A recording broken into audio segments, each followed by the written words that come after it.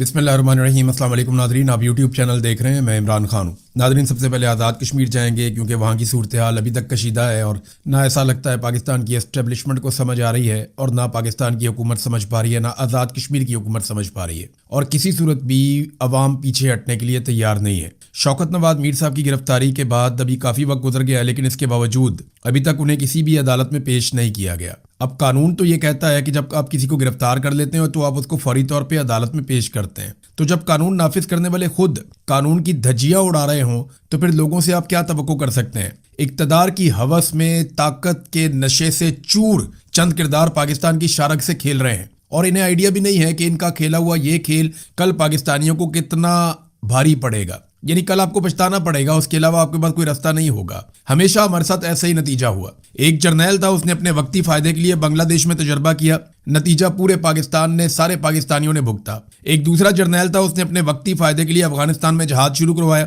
नतीजा पूरा मुल्क आज तक भुगत रहा है। वही जर्नैल था जिसने मुस्लिम लीग नून और MQM की बुनियाद डाली, उन्हें बनाया, उसका नतीजा भी पूरे पाकिस्तान ने भुगता और बार बार भुगत रहा है। जराइम पेशा अफराद को और ताजरों को वो सियासत के अंदर लेकर आया, हम नुकसान उठा रहे हैं। एक और जर्नैल था, उसने अपने वक्ती मफाद और जाती अना के चक्कर में अकबर बुगटी को शहीद कर दिया और बलूचिस्तान में वो चिंगारी उसने भड़काई जो अभी तक एक बहुत बड़ी आग में बदल चुकी है। पाकिस्तान को अमेरिका की जंग में धकेल दिया और 80,000 लाशें हमने उठाई हैं। ये एक जर्नैल ने सिर्फ अपने इक्तदार के लिए किया था। एक और जर्नैल आया जिसने अपनी एक्सटेंशन के चक्कर में पाकिस्तान में रिजीम चेंज ऑपरेशन किया और पाकिस्तान का भट्टा ही बैठ गया। अभी तक पाकिस्तान उस गर्दाब से नहीं निकल पा रहा, मामला नहीं संभल रहे और इस वक्त फिर एक मर्तबा वही तजुर्बा कश्मीर में किया जा रहा है। नफरत का बीज बोने वाला तो चला जाएगा, लेकिन ये फसल पाकिस्तानियों को काटनी पड़ेगी और कौम इस आग में झुलसती रहेगी, जैसे हमारे साथ पिछले 70 साल से हो रहा है। तो किसी को भी समझ नहीं आ रही, कोई होश के नाखून नहीं ले रहा, कोई ये मानने को तैयार नहीं है कि लोगों के भी कोई हुकूक होते हैं।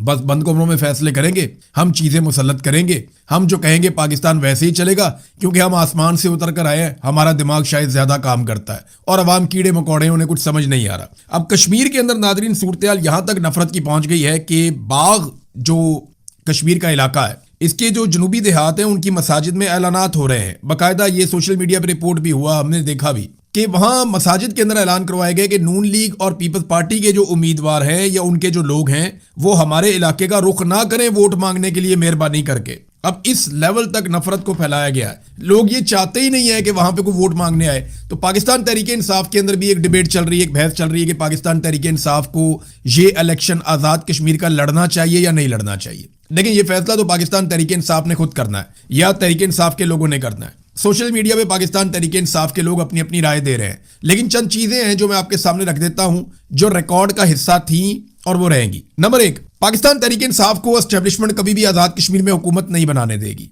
अभी आपने देख लिया कि उनको बल्ले का निशान मिला और फौरी तौर पे सुप्रीम कोर्ट ने उनसे बल्ले का निशान छीन लिया। आज के दिन में दोबारा वहां पे समाअत भी होनी है। लगता तो नहीं है कि बल्ले का निशान मिलेगा, लेकिन मिलेगा तो इन कंडीशंस के साथ मिलेगा कि आजाद कश्मीर में पाकिस्तान तहरीक इंसाफ को हुकूमत नहीं दी जाएगी। नंबर 2, बल्ले का निशाना उनके पास फिर नहीं है। नंबर 3, इमरान खान पहले ये कह चुके हैं 2008 के इंतखाबात में, जब इमरान खान साहब ने बाइकआउट किया था आम इंतखाबात का, तो इमरान खान साहब ये बार बार उसके बाद कहते रहे कि उनकी जिंदगी में जो सियासी गलतियां हैं उनमें सबसे बड़ी गलतियों में से एक गलती ये थी कि उन्होंने 2008 के आम इंतखाबात का बाइकआउट किया था, जो उन्हें नहीं करना चाहिए था। नवाज शरीफ जिला वतनी में था, 2002 में पाकिस्तान में इंतखाबात हुए, लेकिन नून लीग ने इलेक्शन में हिस्सा लिया और पीपल्स पार्टी ने भी इलेक्शन में हिस्सा लिया। बदतरीन हालात रहे, डिक्टेटर्स रहे, लेकिन इसके बावजूद ये सियासी जमातें इलेक्शनों में हिस्सा लेती रहीं।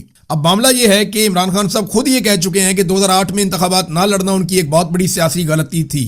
नंबर 4, मुझे बेनज़ीर भुट्टो की एक बात याद आती है। बेनज़ीर भुट्टो जब जिंदा थी तो आखिरी दफा वो लाहौर आई, तो वो जहां जहां गई बतौर रिपोर्टर में वहां साथ साथ जा रहा था। तो बेनज़ीर भुट्टो कुछ सियासतदानों के साथ बैठी हुई थी और वहां पे कुछ बहस चल रही थी और हम रिपोर्टर भी वो बातें सुन रहे थे। तो मुझे उनका एक जुमला याद है बेनज़ीर का, उन्होंने कहा था कि जहां भी पाकिस्तान में पीपल्स पार्टी का एक भी वोटर मौजूद होगा हम उसे तीर का निशान जरूर देंगे। यानी उन्होंने कहा कि किसी जगह में अगर हमें सीट नहीं भी मिलती तो हमें अपना उम्मीदवार जरूर खड़ा करना है हर जगह पे इलेक्शन में, ताकि हमारा कोई एक भी सपोर्टर वहां पे है तो उसे बैलेट पेपर के ऊपर तीर का निशान मिले और उसके ऊपर वो ठप्पा लगाए। ये बेनज़ीर भुट्टो की सोच थी। इमरान खान से मुलाकात बिल्कुल बंद है, तो इस फैसले में इमरान खान साहब तो कुछ कर नहीं सकते। 5वां नुकता ये है कि जाके इमरान खान से पूछेंगे जनाब हमने इलेक्शन लड़ना है या बाइकआउट करना है, तो वो इमरान खान साहब से अभी राब्ता हो नहीं रहा। नंबर 6 ये है कि اگر پاکستان تحریک انصاف یہ الیکشن نہیں لڑتی تو آنے والی اسمبلی میں پاکستان تحریک انصاف کا کوئی کردار نہیں ہوگا. یعنی وہاں پہ جو ایوان بنے گا, جو اسمبلی بنے گی, اس میں تحریک انصاف نہیں ہوگی, اپوزیشن ہوگی ہی نہیں.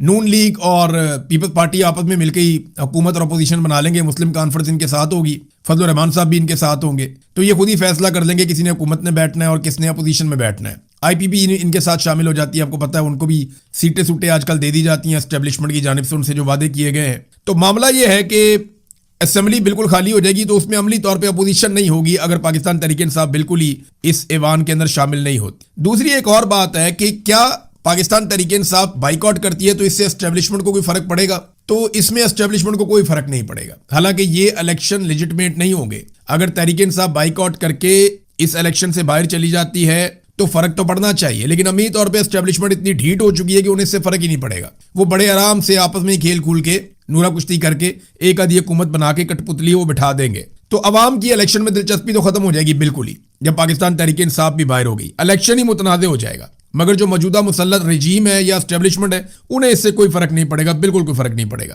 اب پاکستان تحریک انصاف جو ہے وہ قائمہ کمیٹیوں وغیرہ سے بھی باہر نکلی, پارلیمانی کمیٹیوں سے باہر نکلی, تو اس کا نقصان یہ ہوا, اس کا فائدہ بھی ہوا کہ بہت سارے لوگ جو ہیں ان کی توجہ ادھر ہی پڑ گئی تھی. ان کو لگ رہا تھا وہ کاروباری مملکت چلا رہے ہیں اور وہ بالکل بھول بھال گئے تھے ہر چیز کو, پورا فوکس ہی ادھر ہو گیا تھا. اب عمران خان صاحب نے تو ہٹایا تھا اس لیے کہ ذرا پولیٹیکل سائڈ پہ آؤ, لیکن وہاں اب حکومت جو بھی قانون سازی کرتی ہے اس کے بارے میں پتہ ہی نہیں چلتا پاکستان تحریک انصاف کو. وہ جو بھی اندر کھاتے کام کرتے ہیں پاکستان تحریک انصاف کو اس کی سمجھ ہی نہیں آتی کہ یہ اندر کیا ہوا ہے, اور جب سمجھ آتی ہے تب تک بہت دیر ہو جاتی ہے. اب جو چیزیں اپوزیشن کو نکالنی چاہیے تھیں وہ میڈیا نکال کر لاتا ہے. تو پاکستان تحریک انصاف کو نا اس بارے میں بہت سوچ سمجھ کر فیصلہ کرنا پڑے گا, اور اس کی وجوہات بھی بتانی پڑیں گی کہ اگر انہوں نے میدان میں جانے کا فیصلہ کیا تو وہ کیوں کیا, کس بنیاد پر کیا, اور اگر انہوں نے میدان کھلا چھوڑنے کا فیصلہ کیا تو وہ کیوں کیا اور کس بنیاد پہ کیا. اور یہ تو آپ بھول جائیں کہ پاکستان تحریک انصاف کو وہاں پہ حکومت بنانے دے گی اسٹیبلشمنٹ. ابھی تک تو ایسا کوئی امکان نہیں ہے کہ فری اینڈ فیئر الیکشن وہاں پہ ہو. آزاد کشمیر میں جو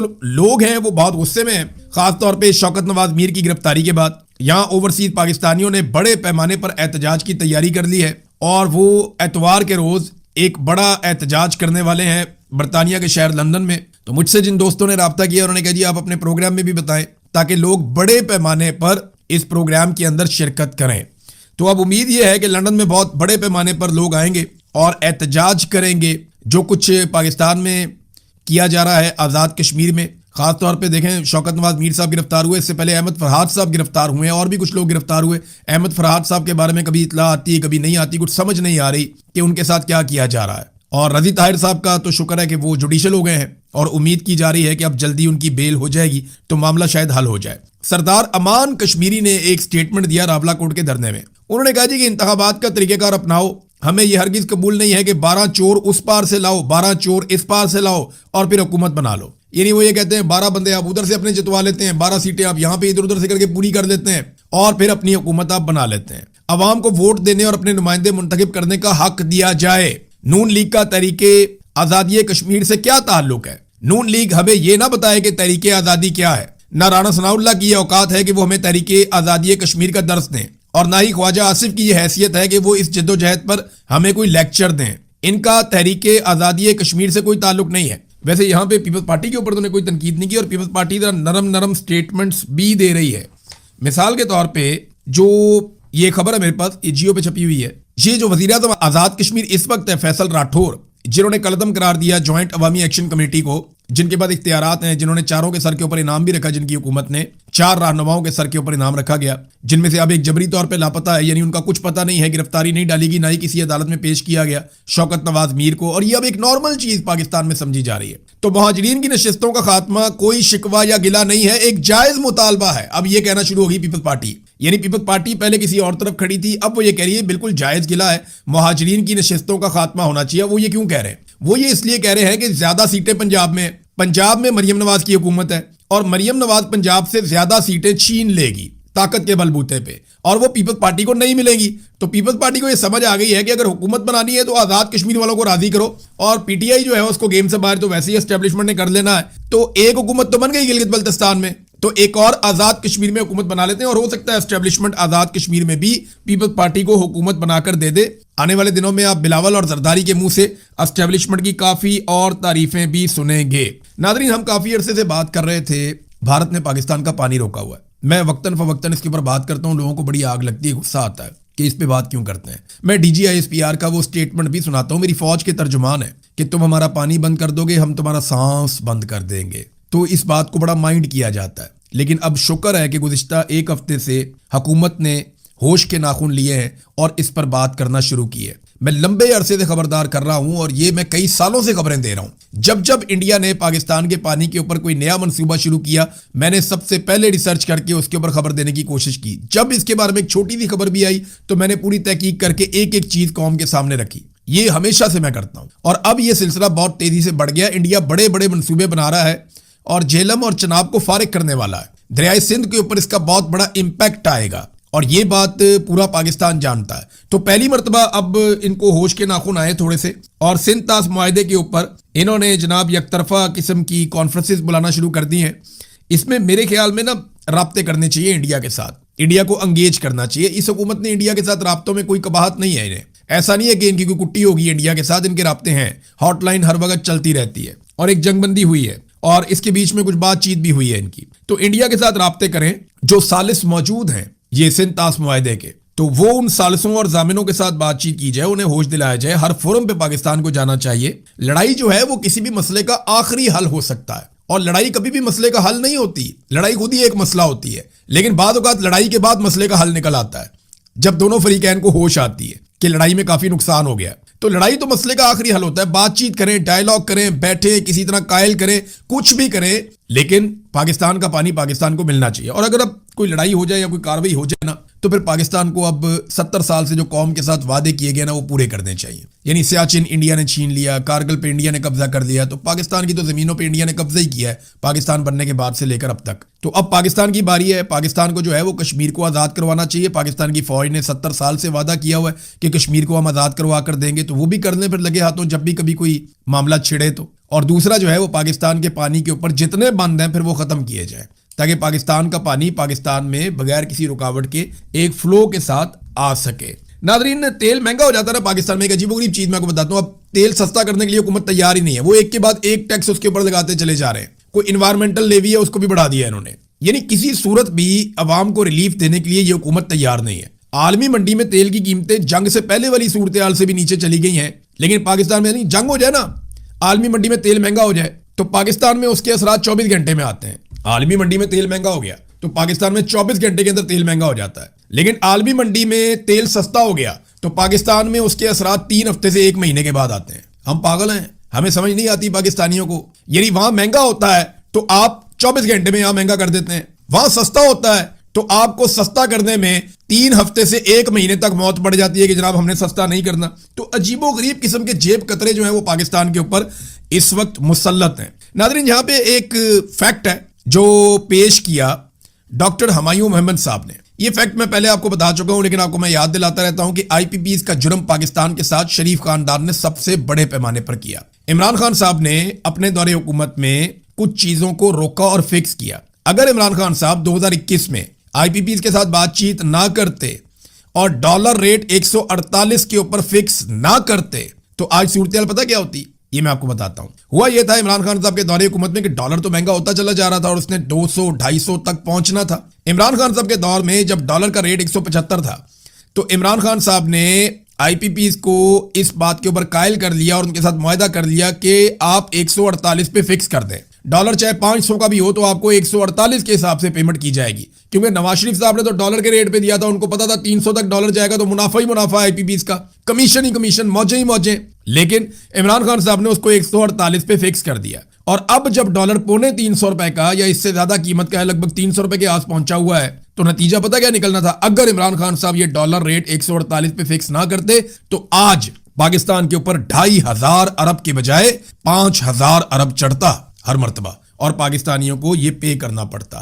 तो अब भी जो है वो वफाकी वजीर पानी और बिजली ने खुद कहा कि जनाब हम जो बिजली इस्तेमाल करते हैं वो 1 यूनिट होती है और जो हम पैसे देते हैं वो 4 यूनिट के देते हैं। नादरीन, आपको बोर्ड ऑफ पीस याद होगा, साबिर शाकिर साहब इसको बोर्ड ऑफ नेतन कहते हैं, नेतन्याहू। तो बोर्ड ऑफ पीस जो बनाया गया था इसराइल की सपोर्ट के लिए अमेरिका की जानिब से, पाकिस्तान उसका हिस्सा बना, आपको अच्छी तरह याद होगा। अब वो मुतहरिक हो गया बहुत तेजी से और वो अपना काम शुरू कर चुका है। बोर्ड ऑफ पीस के तहत बहुत सारा जो दिफाई साजो सामान है, गाड़ियां हैं, इक्विपमेंट है, वो गजा में पहुंचाया जा रहा है। और आने वाले दिनों में ये एक रिपोर्ट मेरे पास मौजूद है, इसके मुताबिक फलस्तीनियों को मैसूर पनाहगाहों में धकेल दिया जाएगा और फलस्तीनी वहां पे बंद हो जाएंगे। और ये पूरा जो एरिया है ना गजा का, ये एक अजीब जंगल बन जाएगा। यानी यहाँ पे जो अमीरों के इलाके हैं वो डेवलप किए जाएंगे, बहुत महंगी महंगी बिल्डिंग्स बनाई जाएंगी, बहुत दूर दराज से लाके लोगों को बसाया जाएगा।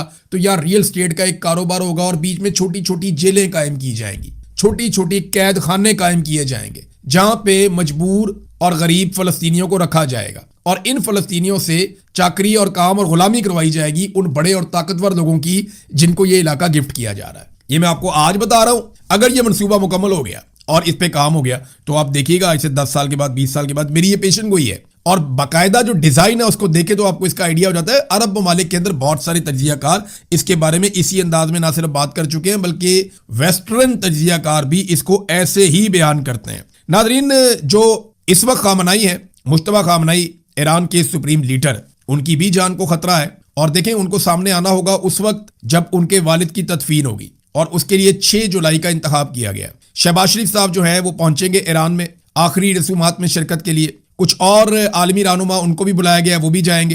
तो दुनिया भर से लोग जा रहे हैं ईरान में और यही एक गारंटी है ईरान के लिए कि उस बीच में कोई हमला हमारे ऊपर नहीं होगा और हम तदफीन कर पाएंगे आयतुल्लाह अली खामनाई की, शहीद की। तो अब दुनिया से लोग जा रहे हैं, सहाफ़ी भी जा रहे हैं, बड़ी मुअज़्ज़ज़ शख्सियात जो हैं वो ईरान में जा रही हैं। लेकिन इसके बावजूद इस बात का खतरा मौजूद है कि ट्रैक किया जाएगा, ट्रेस किया जाएगा मुश्तबा खामनाई को और उनके ऊपर मुस्तकबिल में अटैक किया जा सकता है। इसके ऊपर एक बयान जारी किया और वो इसराइल की जानिब से बयान जारी किया गया जिसपे ईरान ने फौरी तौर पे वार्निंग दी है। इसराइली वज़ीर दिफा काटस की जानिब से खामनाई को मौत का हदफ करार देने पर इराक़ची ने इसराइल को वार्निंग जारी की है। वज़ीर ख़ारजा इराक़ची ने बुध के रोज खबरदार किया कि हमारे अवाम और क़यादत के खिलाफ किसी भी खतरे का फौरी और भरपूर जवाब दिया जाएगा। और उन्होंने कहा जी कि इस्लामाबाद मफाहमती याददाश्त की शराइत बिल्कुल वाज़ेह और सबके सामने है।